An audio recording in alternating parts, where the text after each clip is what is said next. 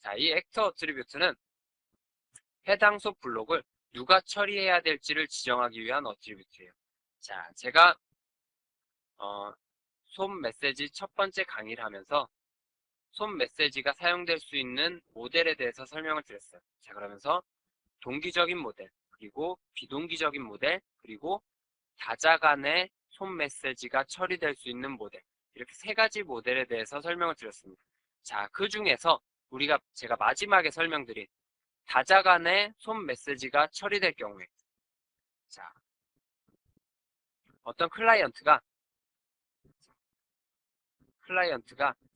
솜 메시지를 전달을 해요. A라는 놈으로 솜 메시지 전달하고, A라는 애는 또다시 B라는 애로 전달하고, B라는 애는 솜 메시지를 E라는 애로 전달해요. 자, 이와 같은 처리 과정을 거쳐서 솜 메시지가 처리된다라고 가정을 하자고요. 자, 이런 가정을 했을 때, 자, 솜 헤더에는 제가 어떤 정보를 포함한다고 그랬죠? 솜 메시지에 대한 추가적인 정보를 기술한다고 그랬어요. 자, 근데 이 솜 헤더에 관련된 정보를 이와 같이 다자간에 걸쳐서 솜 메시지가 처리될 경우에 솜 헤더에 기술된 정보를 누가 처리해야 될지, A가 처리해야 될지, B가 처리해야 될지, 혹은 솜 메시지를 마지막에 처리하는 E라는 애가 처리해야 될지를 지정하기 위한 어트리뷰트가 바로 액터 어트리뷰트예요. 그래서 해당 속 블록을 속 헤더 안에 있는 내용을 누가 처리해야 될지를 지정하기 위한 어트리뷰트가 바로 액터 어트리뷰트입니다. 그래서 기본적으로 액터 어트리뷰트를 지정했을 경우에는 액터 어트리뷰트에 지정된 노드가 네임스페이스 값을 가진 노드가 속 헤더 내용을 처리해야 됩니다. 만약에 액터 어트리뷰트가 지정되지 않았을 경우에는 솜 메시지를 마지막에 처리하는 최종 수신자가 그 헤더의 내용을 처리해야 됩니다. 자, 그래서 어트리뷰트는 어떻게 사용할 수 있느냐? 자, 헤더 정보가 여기 이렇게 포함되어 있죠. 자, 그 다음에 헤더 안에 보니까 트랜잭션 처리를 위한 트랜잭션 엘리먼트가 있어요. 그리고 그 안에 보니까 액터라는 어트리뷰트가 사용됐네요. 이 액터라는 어트리뷰트는 어떤 의미를 가지고 있다 그랬죠? 이 트랜잭션이라는 이 내용을 누가 처리해야 될지를 지정하기 위한 어트리뷰트가 바로 액터 어트리뷰트라 그랬어요. 그래서 액터 어트리뷰트의 내용을 보니까 HTTP 어쩌고저쩌고 해서 TX까지의 내용이 기술되어 있습니다. 자, 그러면은 이 트랜잭션이라는 이 내용은 누가 처리해야 되느냐?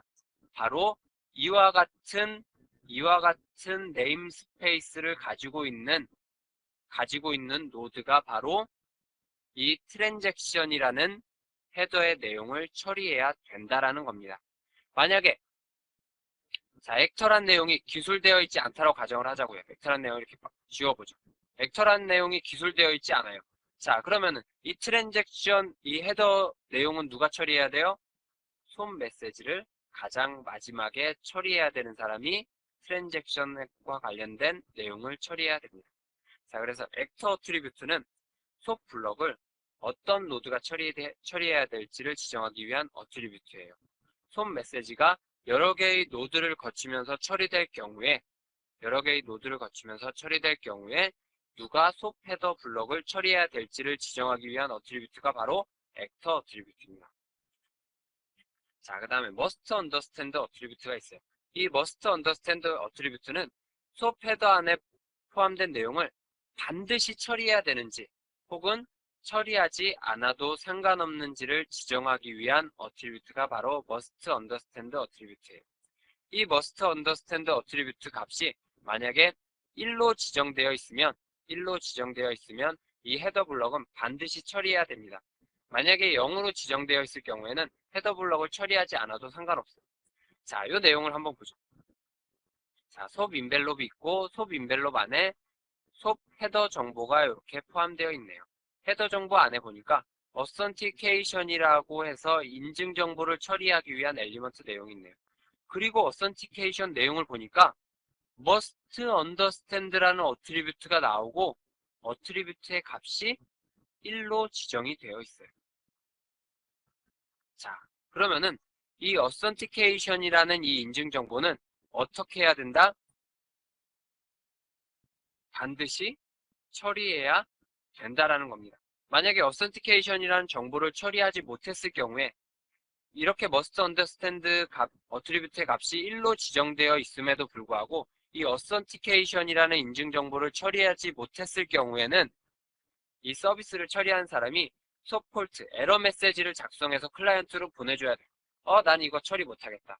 이거 오류 메시지를 발생시켜서 클라이언트에 전송을 해줘야 됩니다. 그래서 must understand attribute라는 거는 이 헤더 블럭을 반드시 처리해야 되느냐, 처리하지 않아도 되느냐를 지정하기 위해서 사용하는 어트리뷰트가 바로 must understand attribute예요. 자, 이해되시죠? 자, 그럼 우리가 요 내용을, authentication이라는 내용을 우리가 다시 한번 재해석해보자고요. 자, authentication이라는 authentication이라는 헤더 정보가 있는데, 이 헤더 정보에 지금 actor attribute가 지정되어 있지 않죠. actor attribute가 지정되어 있지 않아요.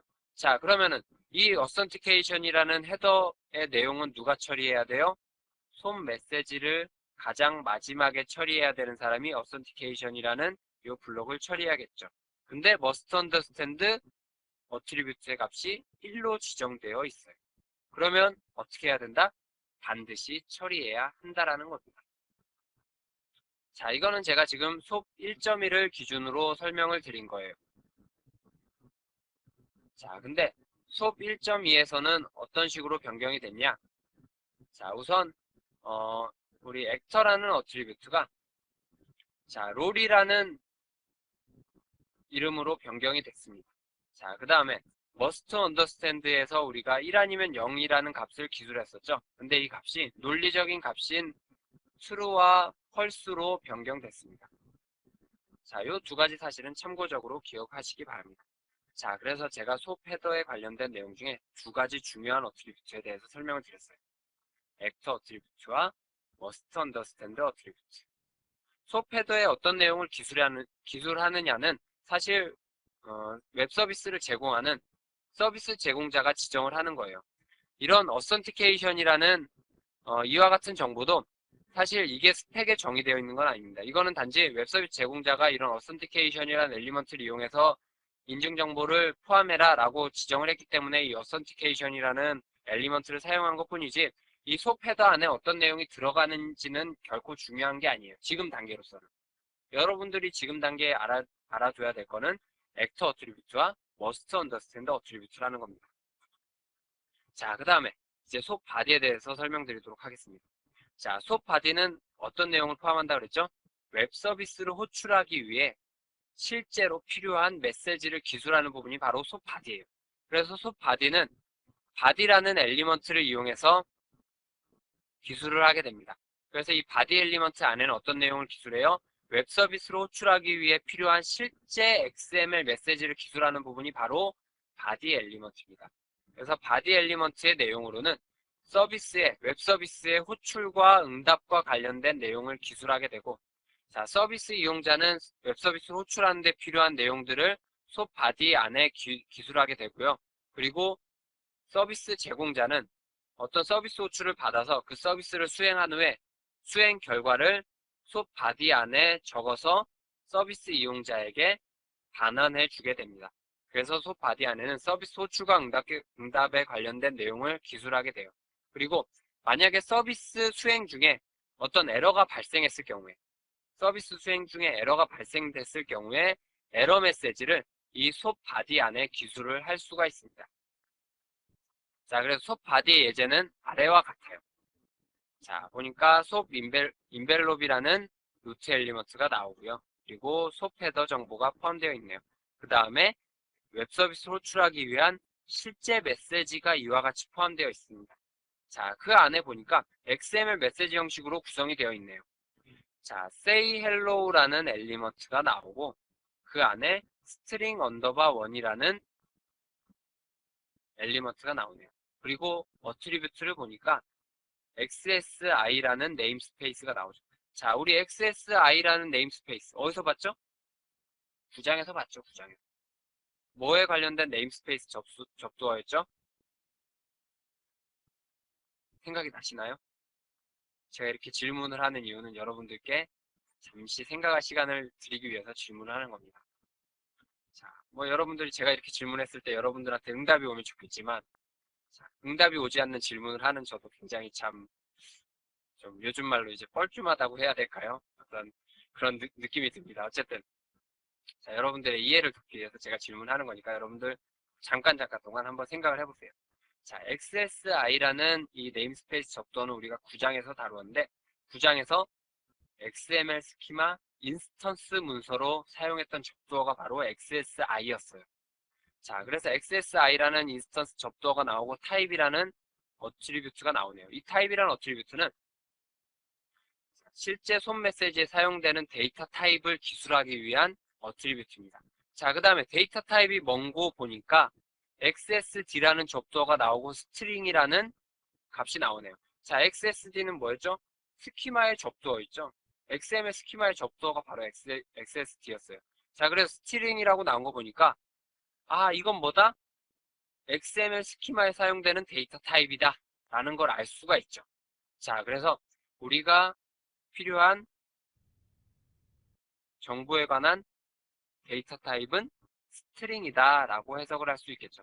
그리고 스트링 엘리먼트의 값은 이명진이라는 값이 포함되어 있네요. 자, 이거를 우리가 자바 코드로 한번 변경을 해볼게요. 자바 코드로 변경하면 우리가 이와 같은 형태로 변경을 할 수가 있습니다. 자, 스트링이라는 변수를 하나 선언하는 거예요. 이름은 뭐예요? 스트링 언더바 원. 자, 이거는 뭐와 같죠? 자, 이 엘리먼트와 동일하죠. 자, 변수 이름은 스트링 언더바 원이에요. 그리고 변수의 값은 이명진입니다. 자, 이거는 뭐와 같죠?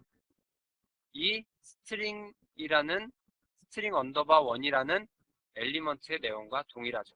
자, 그 다음에 say hello라는 메소드를 호출하는 구문이에요. 자, say hello라는 요 구문은 뭐와 같죠? 자, say hello라는 구문은 body 안에 있는 요 엘리먼트의 내용과 같죠. 자, 그 다음에 요 안에 메소드를 호출하기 위한 인자가 이렇게 기술되어 있죠. 자, 그래서 이 손 메시지는 어떤 손 메시지냐면 웹 서비스를 XML 웹 서비스를 호출하는 데 사용되는 손 메시지예요. 그래서 자, 이 내용을 제가 다시 한번 정리를 해보면 웹 서비스로 호출하는데 그 웹 서비스에 제공하는 메소드의 이름은 say hello고